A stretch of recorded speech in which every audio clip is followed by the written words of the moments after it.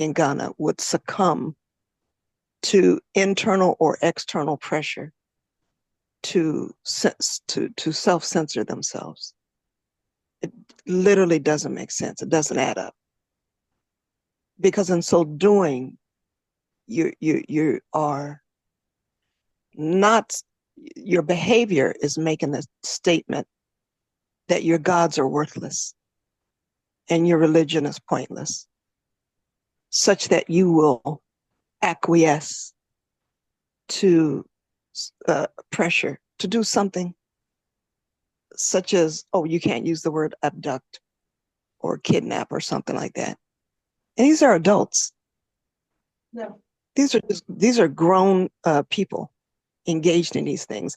So when I look at the this issue of censorship, or the greater issue of power and how to deal with that, I'm sorry, I'm not calling the immediate name of the topic of today correctly. I look at that in context of these religions and the claims that they make and what's written in their literature about what they presumably have the power and divine sanction and backing to do, and yet the first sight of trouble, it's categorically abandoned, as if somehow intuitively people know that it's worthless. Some would argue, well, it's the foreigner's religion, and so how can you expect this foreign invention that we've all, so many of us have embraced? What else can you expect when it's an invention, a human invention? You cannot expect supernatural things from it. Some would make that argument. Others might say that these gods don't get involved in these types of affairs. And then I would say, well, then what do they get involved in? Singing, dancing, offerings? Is that where they show up? Is that where they're the most powerful? So when we are looking at how do we push back, how do we speak truth to power, how do we stand up, how do we represent journalism, how do we use journalism as a tool of liberation to speak truth to power, to fight the power, to be a part and parcel of the re-Africanization of Africa and the African survival thrust. How do we do that when we have this other thing that seems to be handicapping us psychologically and neutralizing us behaviorally? How do we propose to escape the gravitational pull of those influences?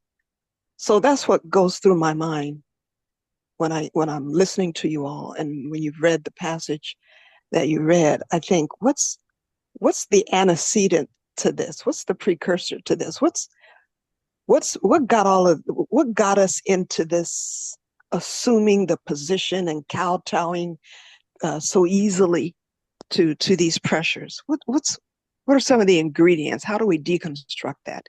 And these are some of the things that comes to my mind. So thank you for allowing me to share.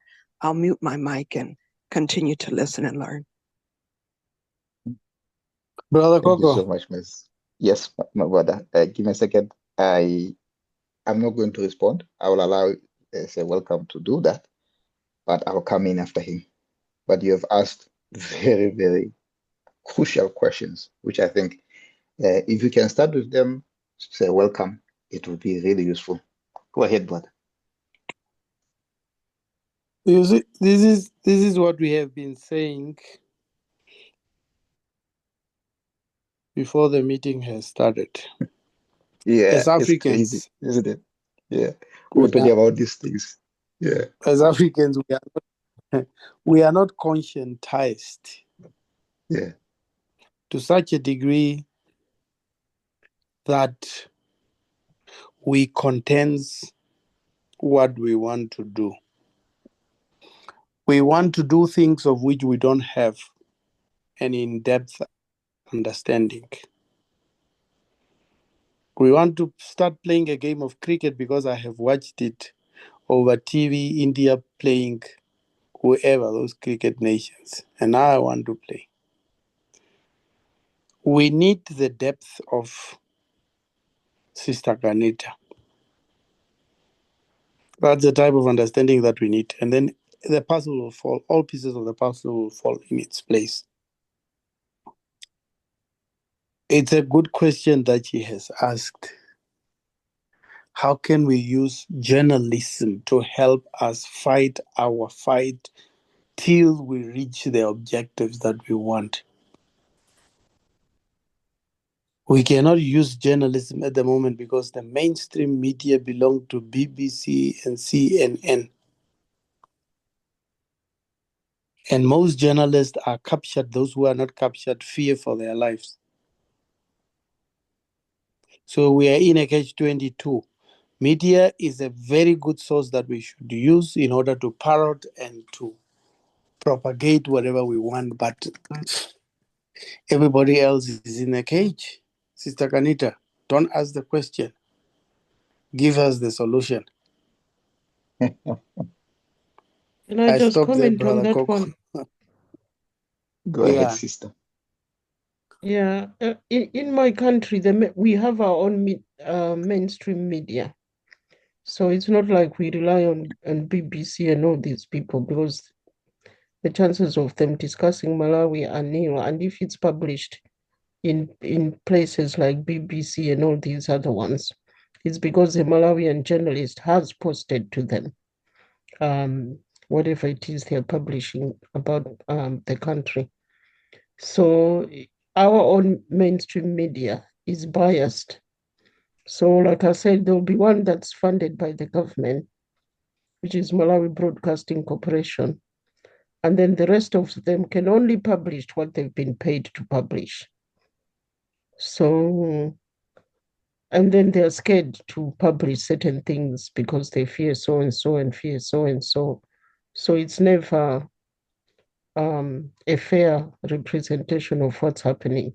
So now we only rely on social media that we ourselves broadcast, because people will say things without fearing anybody. And that's where we can get our information from, although some people will make things up depending on which political party they support. Thank you. Thank you, sister. Sister Sorry, Kanita, Brother I know. Coco. Sorry, Brother Coco, to interject maybe before Sister Kanita comes in. I just wanted to add something to what Sister Chisomo said. You don't have your own mainstream media, Sister Chisomo. That media, whether it is Malawi Broadcasting or wherever, is controlled by either BBC or CNN. Because your president, your government, must serve some type of interest. Either they serve the interest of Trump or they serve the interest of BRICS. And if they serve the interest of BRICS, their media must be in line with what the BRICS want.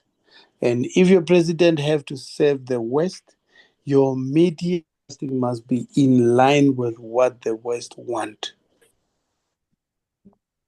I don't think that's how it works in my country, but never mind. Oh, well. Thank you. Allow me to come in there. Thank you for both of you to attempting to answer Sister Kanita's question. Sister Kanita, before I answer or attempt to add something to what my brother and sister have already said, I will ask you one thing. I don't want you to answer me now, but I want you to think about this. You came from the West. You are breaking. Am I? You are breaking, Brother Coco. Try again. Allow me to see if I can remove the.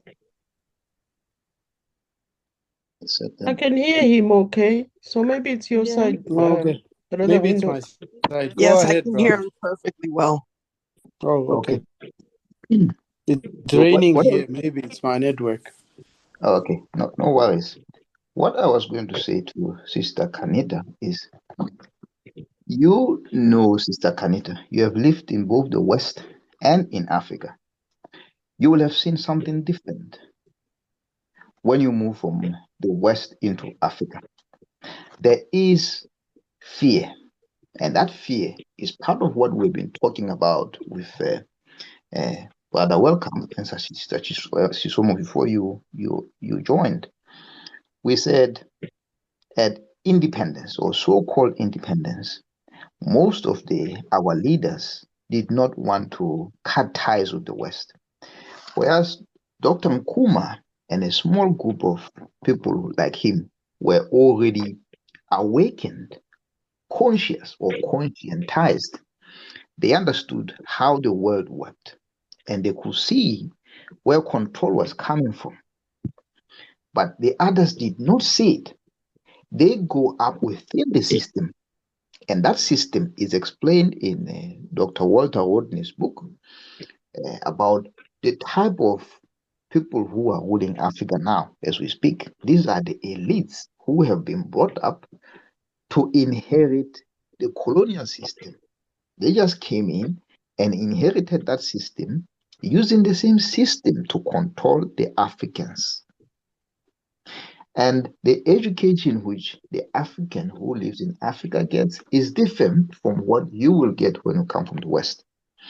And again, you will notice that because you have gone through the civil rights in America, you have gone through 360 degrees, you have gone through the whole lot. It's different. But in Africa, there is lots of control.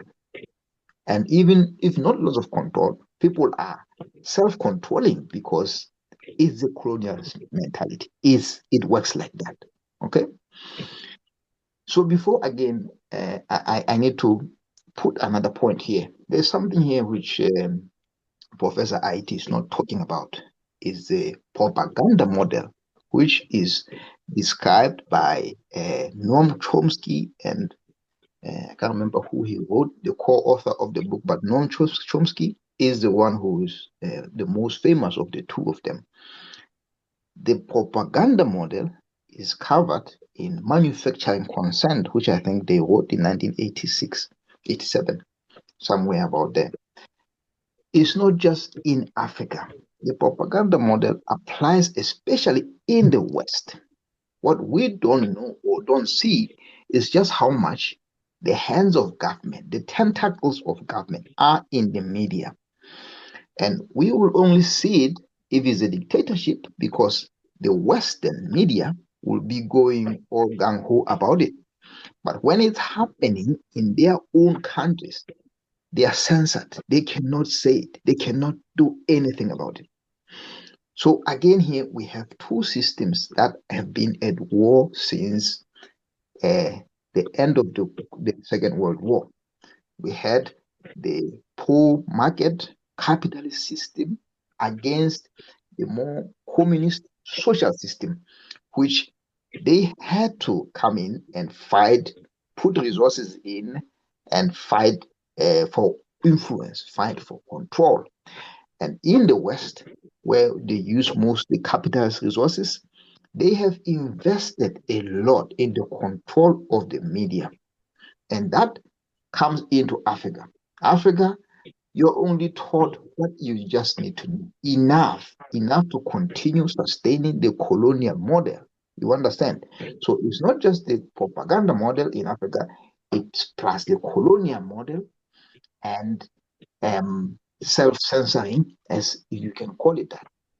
But in the West, what happened more was that the breakout of the war in Ukraine actually broke the hold of the media on the monopoly of information.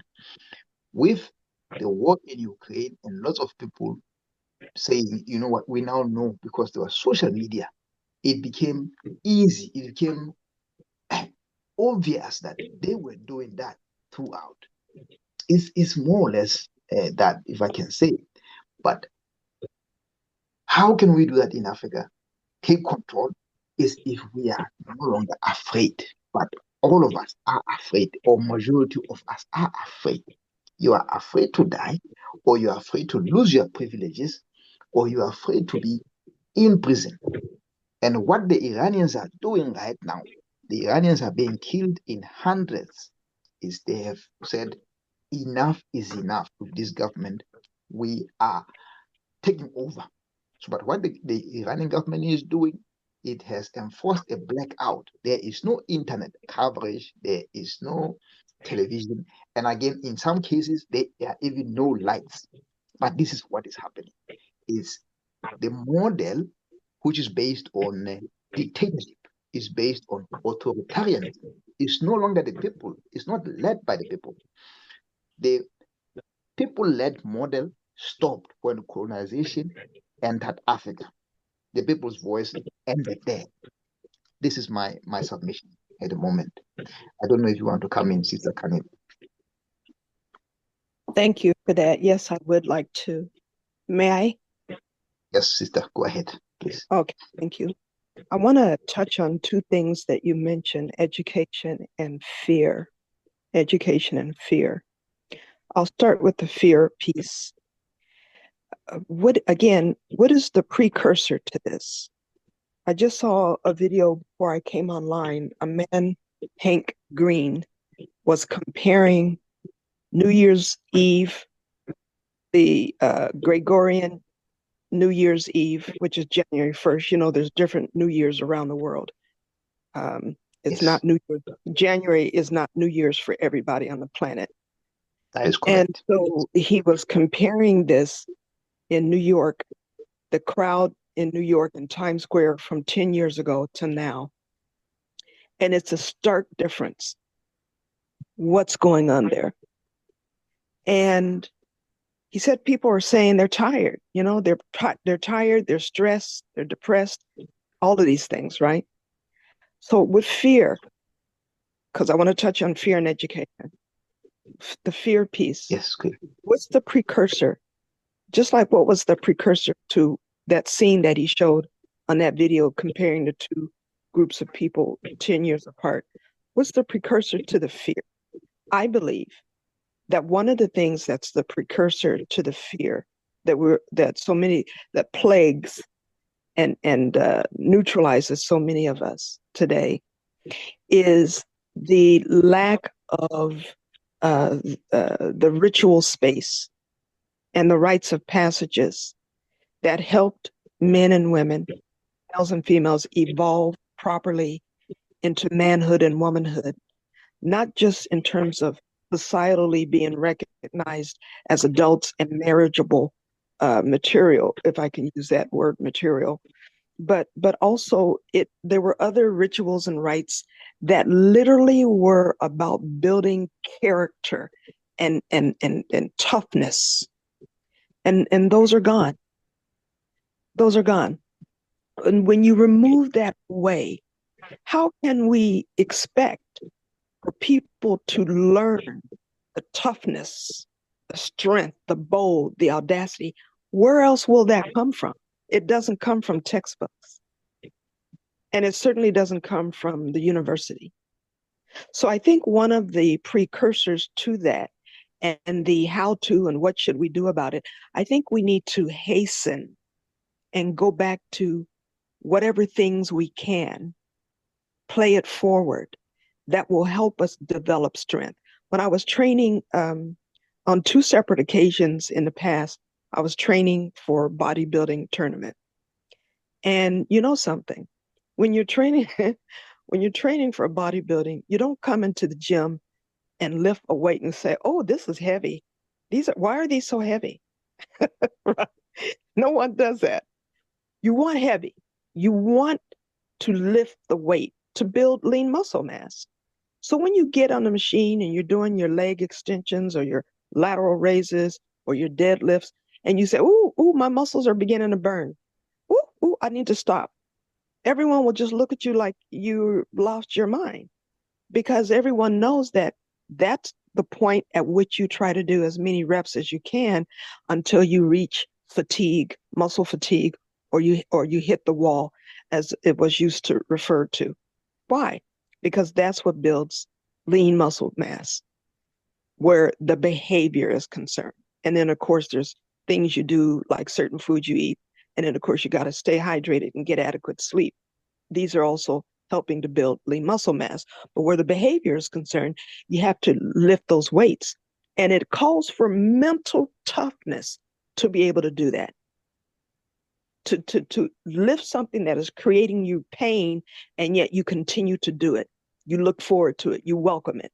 It calls for mental toughness. This is not too terribly different than what our ancestors did back in the day when we were coming up in these ritual spaces and engaged in these rites of passages where we had to do things that helped us toughen up. Shaka Zulu, his warriors, they did the same thing. Taharka, King Taharka, the 21-year-old dynamo who went from Nubia into ancient Egypt and sacked the Hyksos out of Egypt and went back and recovered ancient tradition and played it forward. Young man, it takes toughness to do these things. It takes toughness to fight, to be a soldier. Whether you are a freedom fighter or in an actual military, you have to be tough. And we've lost that as a society. We got to go back and get those things and play it forward. One of the ways, there's so many ways to do it, so many ways. Now I want to jump to the education piece. If you go online and look at where the United States ranks in its education system, you will not find it in the top 10. And if you look at the entity that ranks the academics of different countries around the world and the metrics that they use and who is at the behest of these ranking systems, you can begin to learn some things about the attitude behind the education in the United States. Are there some outliers that teach well? Yes. But usually there are not. And those of us born and raised in the States who dared to think outside the box, we know all too well how inadequate, how woefully inadequate the United States education system is. How for decades it graduated high school seniors who read at a second and third grade level. And, excuse me, there are even YouTube channels where the YouTube host is stopping random people on the street in New York, in Chicago, in Atlanta, wherever it is, California. And they're asking them basic questions like, name 5 African countries. When was the War of 1812? In other words, they just gave you the year 1812. And just very, very, how many stars are there in the American flag? And so many of the people that they're stopping don't know the answer to these questions. Adults. This is saying something. I remember coming up, when my children were coming up, I supplemented their education because it was so inadequate. And when I went into my undergraduate and especially my master's and doctoral programs, I constantly supplemented my education because how woefully inadequate it was. And James W. Lohman wrote a book called Lies My Teacher Told Me. And this is one of the books, I'm sure there are others, this is one of the books that helps you to understand the politics of even how the university textbooks, how they get in front of you and and you have to use them, and how inadequate they are, how inaccurate they are. The writing process, the publishing politics, and the list goes on and on. You'll be shocked. It's called Lies My Teacher Told Me by James W. Lohman. And he does a thorough analysis and expose, not only on the educational system and the pedagogy, but the very textbooks themselves and how inadequate they are, and the ways in which certain authors and publishing companies are given free range to muscle their way into your campus bookstore, so that you have no option but to buy the best friends and the big boys of the publishing industry, not because of the excellent content, but because of politics. So I would caution against thinking that the American educational system is so excellent and so wonderful. You're told Columbus discovered America. We're told Columbus discovered America. And why do you think so many African Americans, I just saw on our sister Wangel, the young Ethiopian woman, her YouTube channel, how so many African Americans coming to the continent for the first time are just shocked. One young man is just in tears, crying. They told us that Africa was this and this and this. We never knew how beautiful it was. We never knew how sophisticated and amazing it was. We didn't know because they thought there was one young lady was saying, I found out they have water, they have electricity. I'm thinking to myself, what the words are coming out of her mouth, and she's an American, an African American, educated in that system. Why would such a person be shocked that there's electricity in 2026 in Africa? That there's I hear water. you. Yeah, So, I hear so that's my comment about the education system. So thank you for allowing me to speak. I'll mute my mic. Thank you, Queen. I'm conscious of time. I know also we started late, so we might extend 10, 15 minutes after this, just so we can have more views on board. Allow me to correct myself in what I said earlier. I did not mean to compare the standard of education in America with the standard of education in Africa.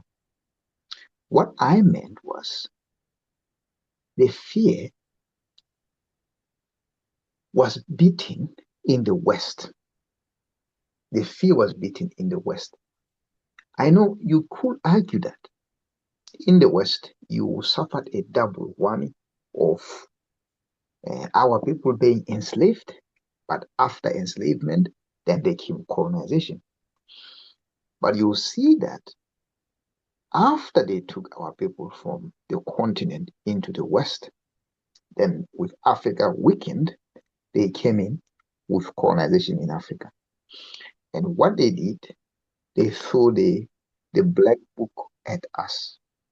They threw the black book at the African and mentally locked the Africans. And the Africans now don't know who they are. The stuff you're talking about Tahaga or about Shaka, you'll be surprised how many of them don't know about it. Most of us, if you talk about quoting anyone, they will quote Churchill.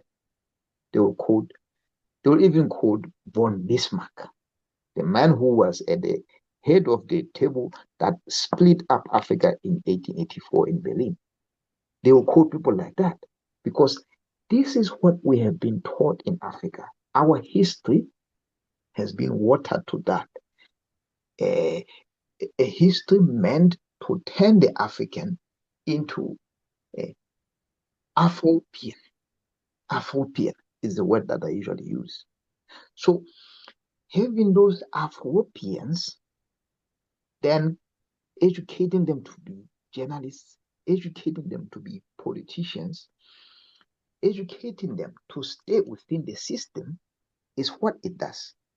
And I also agree with you that it also happens in the West. It happens in America itself.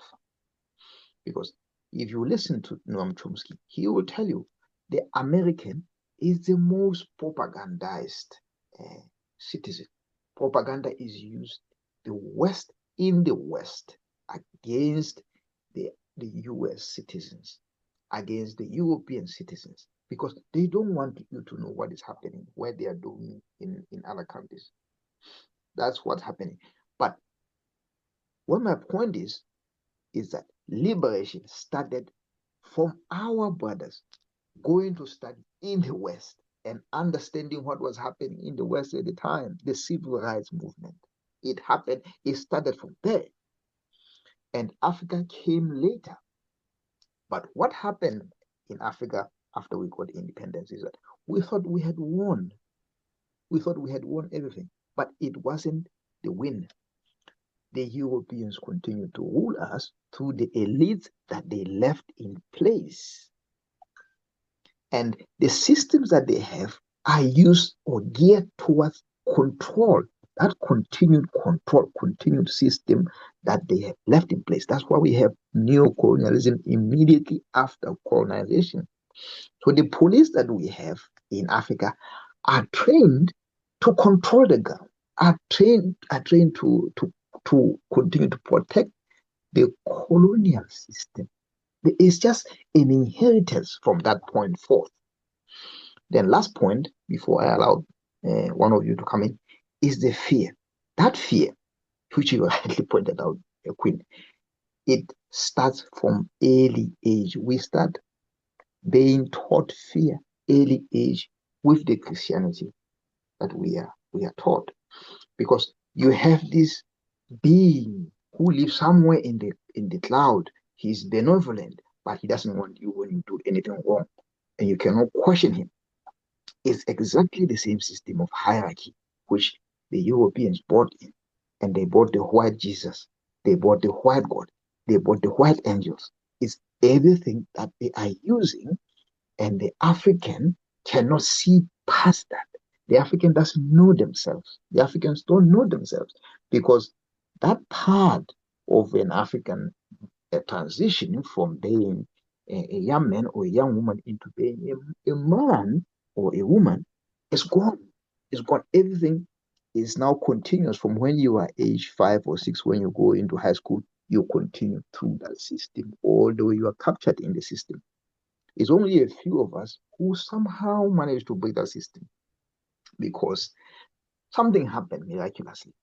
For instance, myself, I read the Confessions of an Economic Hitman, and I saw, wow, what have these people been doing? And then I knew about Lumumba, what they did to Lumumba. I understood what they did to Nkrumah. Then I realized this is a cruel system, and it's a systematic sabotage of the Africans, oppressed people everywhere around the world for a minority who have money. Capitalism is what they are doing, and they will do everything to protect that system. And that fear is the biggest instrument that they have. And Christianity is at the center of that. Allow me to stop here. Sister Chisomo, or say welcome, one of you, do you want to have your 5 minutes?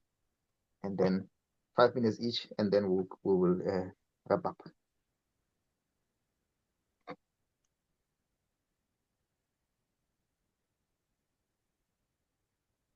Are we still there?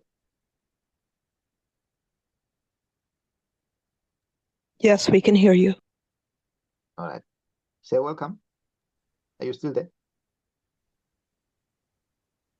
He's probably struggling with Sister connection. Tabua, Sister Tabua, come in. Welcome, my sister. Come in.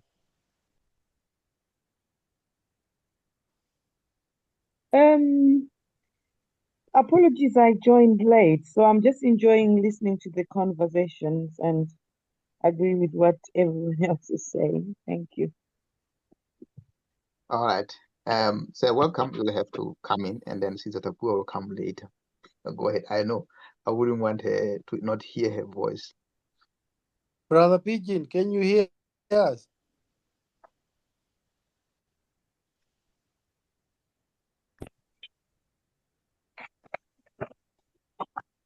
Yes, we can. I can. You can hear Brother Pigeon. I'm struggling to hear him. Yeah.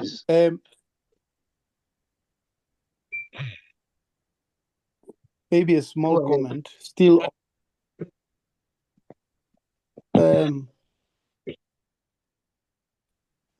Sister Kanita's question, I don't think it is answered. How are we going to use the mainstream media to help us achieve our objectives?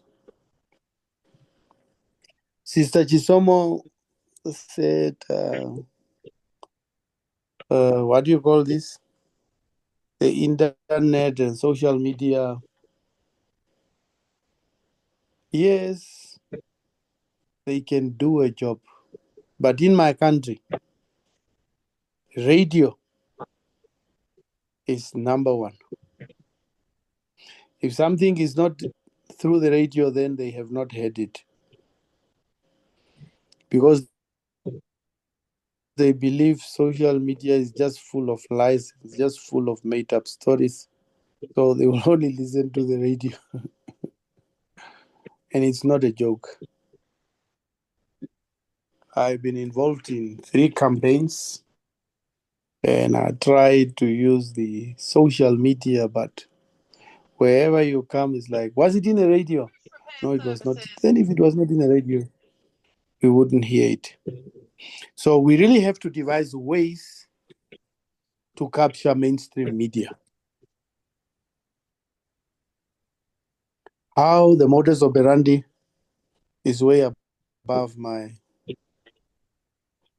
thinking. Thank you.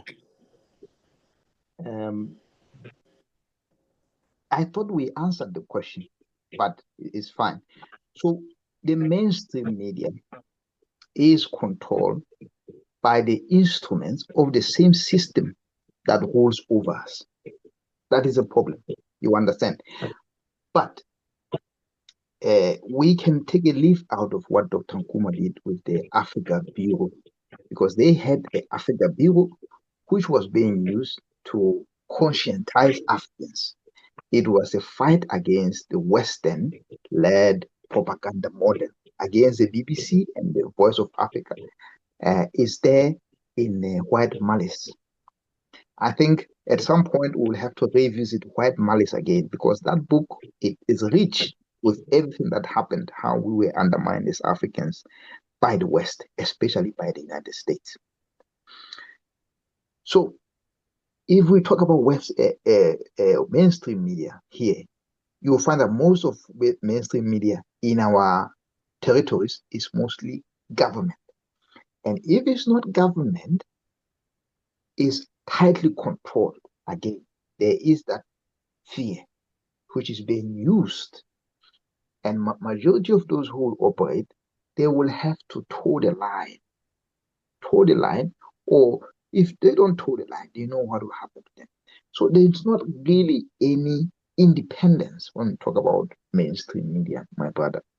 Hence why we said social media is another tool which we can use. We have to customize it to make sure that the people get to use it. For instance, the voice notes will be the radio, will work the same thing as the radio does. But the problem here is the fear.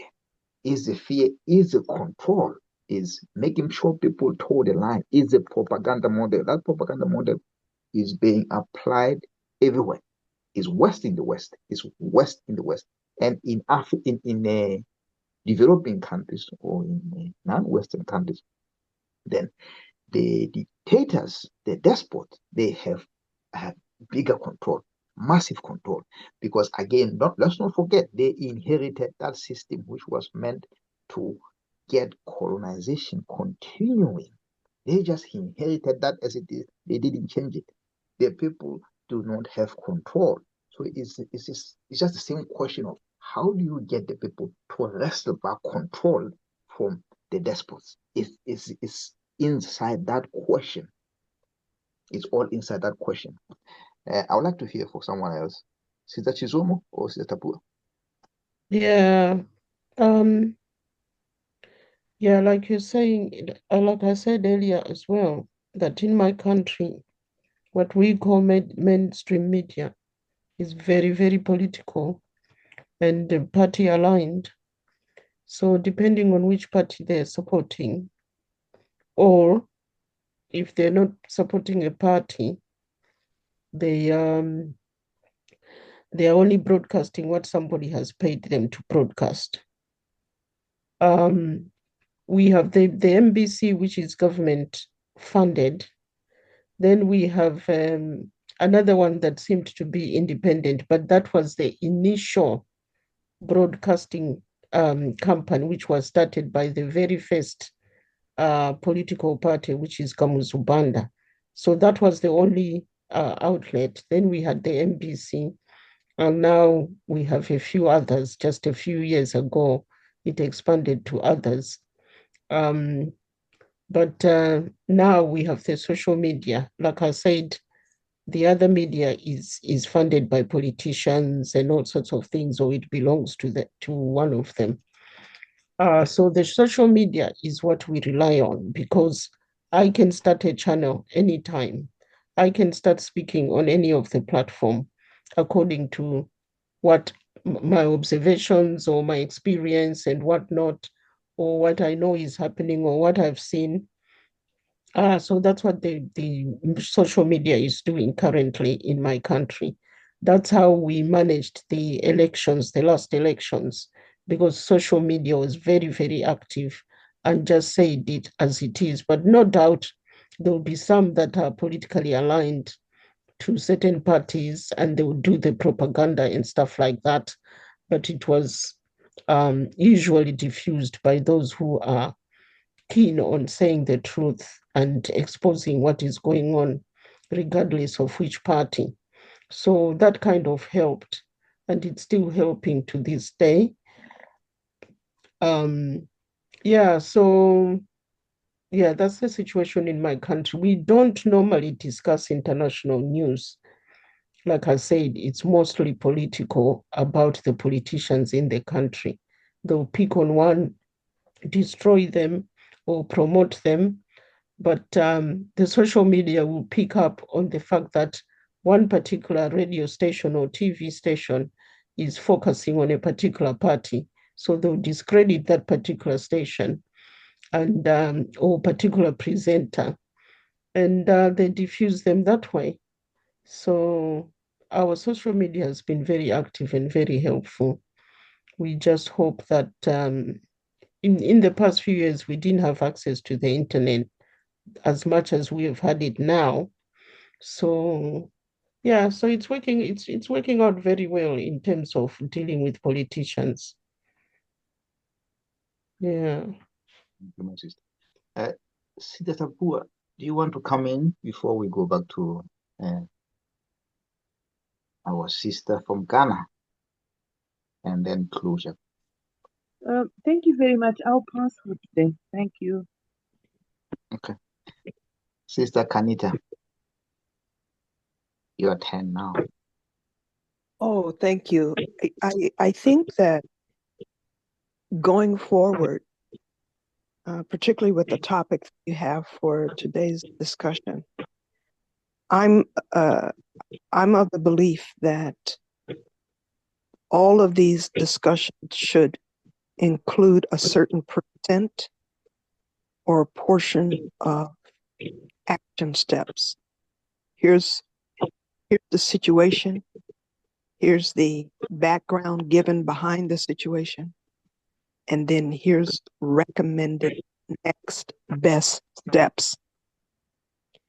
And I think that this is going to go, doing something like that is going to go a long way toward helping us make the most of the technology, that we're not just having eye-opening, educative, insightful, compelling meetings in these forums, but that we also come away with actionable steps. So those are my comments. Thank you so much. Thank you, my sister. So welcome.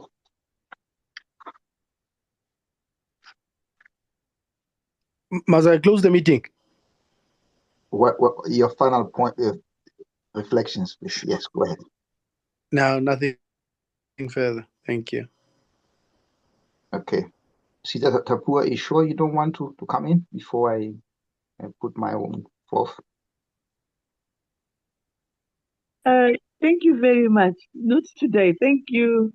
I've enjoyed Okay. listening to the discussion. All right, that's fine. Sister Kanita, thank you very much again for what you've raised there.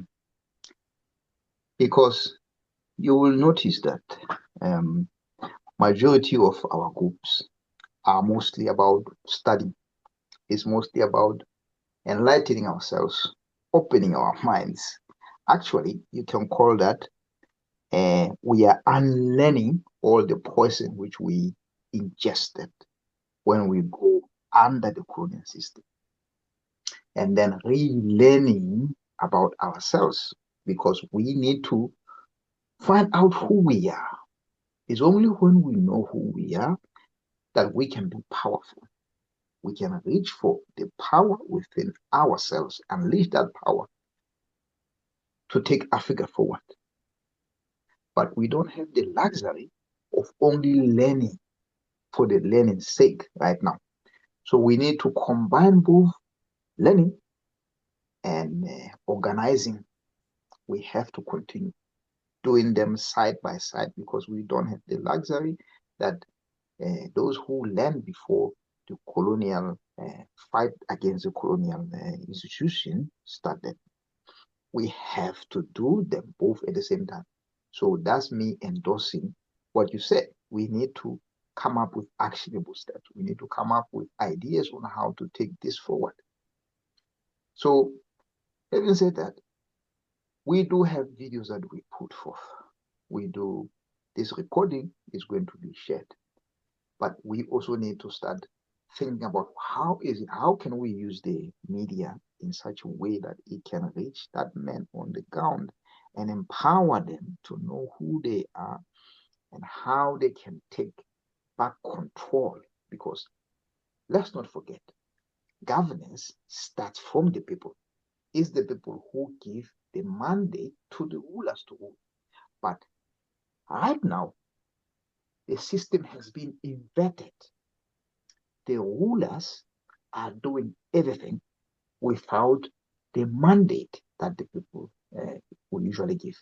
That's why Noam Chomsky and the others call that manufacturing consent, because what the politicians do, they know that people are not really interested in all the complex debates, knowing all of this stuff. Then they will come 4 years later, hold an election, and then go away and do everything that they want. Where there are elections. In other cases, it's a dictatorship as usual. It's business as the norm. Where it's not explicit, it's implicit. That is what I'm saying. And the people don't really have that much involvement in how their lives are governed. And it's not to their interests. It's most of the time to the interests of the elites and international monopoly capital. This is the system that we are in. So we are fighting against a very powerful system that has deeper pockets than we do. But what we have to do is to talk to the people wherever we are. All of us, anyone who can do a video, put the video out there, put the TikTok out there, and talk about the governance. What governance is? What Pan-Africanism? Most of our people don't even know what Pan-Africanism is. They are too busy involved with their local things, which is what Sister Chisomo said, that Malawi, we forget more what is happening in Malawi. In any case, that's what we're supposed to do as citizens. We expect that the government we have put in power should focus on us and look at the local problems. But the situation is different in that the system extends beyond just the local control. And for us to dismantle that system, we have to think bigger than just local. But we have to start small steps. Find ways in which we can create content that we can use. But at the same time, what is it else that we can do practically? Because people are hungry.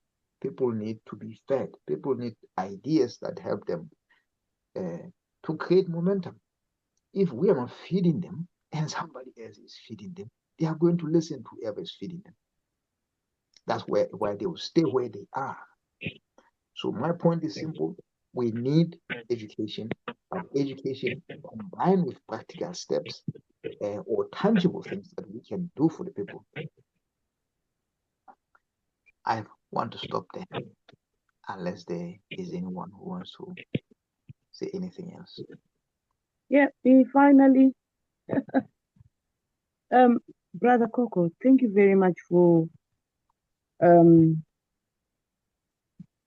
emphasizing what our sister said about action. my Hercules heel is I can barely function on the social platforms. And I think on a number of occasions, I've asked you to share some of the information that you put on your status.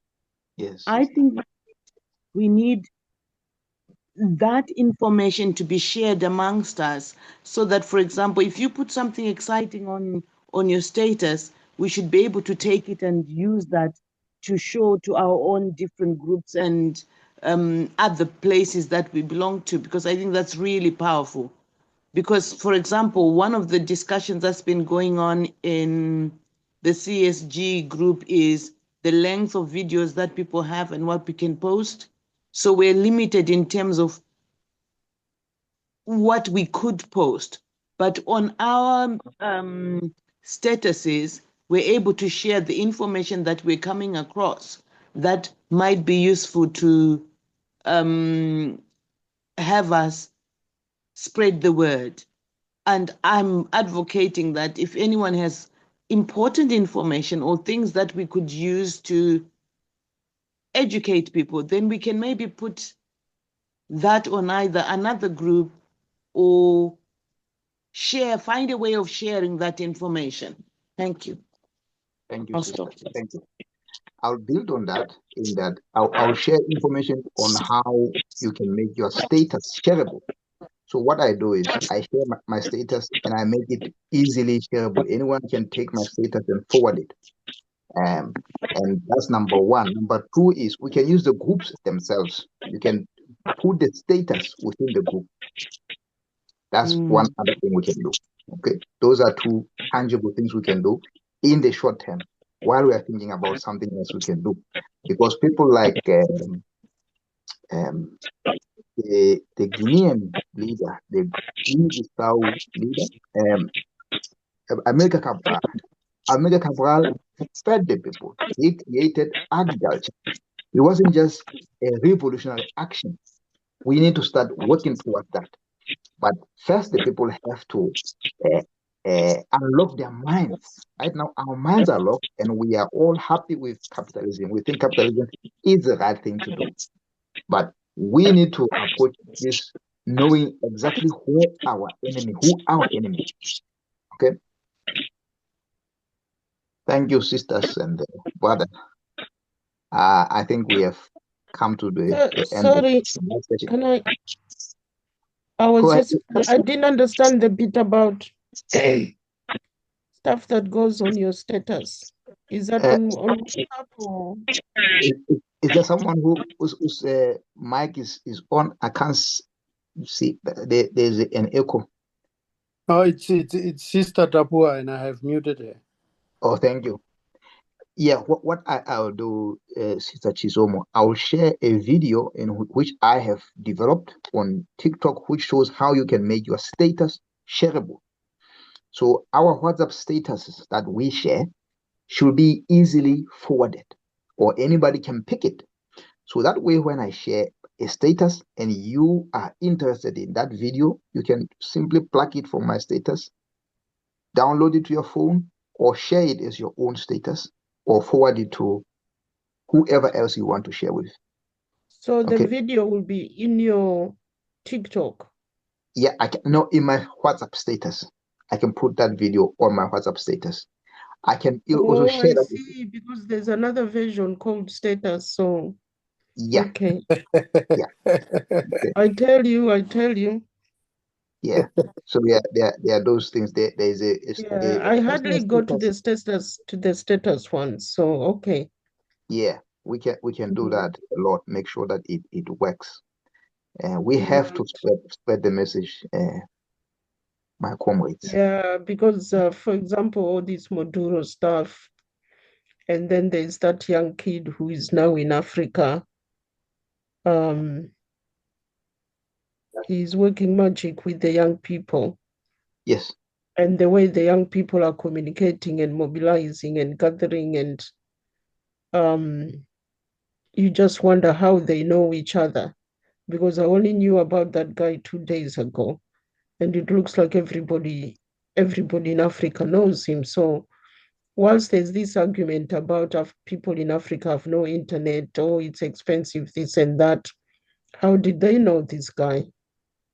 How did they know where he is in Africa to go and gather there? Do you see what I mean? So they're using social media, whether it's WhatsApp, because WhatsApp is cheaper, isn't it? Yes. WhatsApp is cheaper. Mm-hmm. So they're using all the platforms. They usually post on all the platforms. So whoever is on which platform will still get the information anyway. It's not just the one platform. So they'll get the video, like you're saying, with the, maybe that's where I'm missing it on the WhatsApp status stuff. Okay. Because WhatsApp is cheaper, whichever country you're in. Absolutely. Absolutely. So Yeah. that's not the problem. What I'm saying is the status messages we share on WhatsApp, they can be shareable. You can take my WhatsApp status and use it however you want. But I can also help you make your own status messages that you put up shareable. I will share a video that is a step-by-step showing you how you can do that with your own status messages, so that we can easily do that and broadcast to all our people in our cycle. And then the second one is that they are group status messages. So CSG, when they say, oh, don't put certain things in our group, we can put those on the group status. They can go to group status. That way we circumvent whatever controls that they put in and say you can't share this so much. We can put them in the group status if we think these are going to be useful for the members of the group.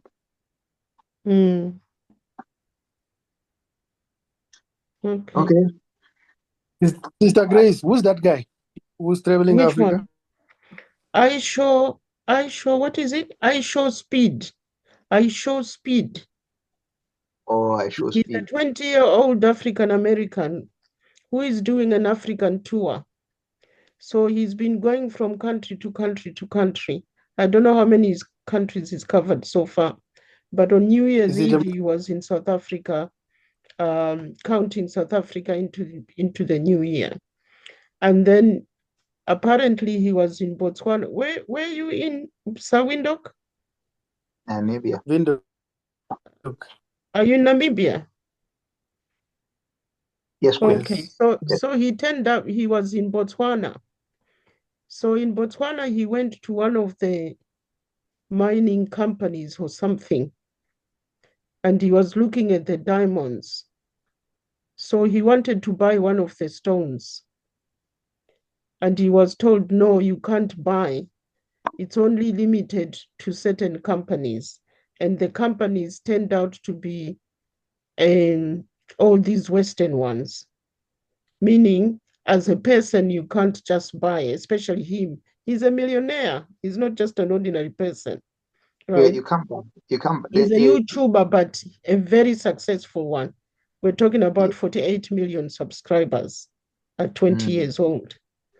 So he wanted to buy this stone and they wouldn't let him because it can only be bought by a certain company that's contracted by Botswana. And I'm thinking that's not what Boko was saying about his diamonds.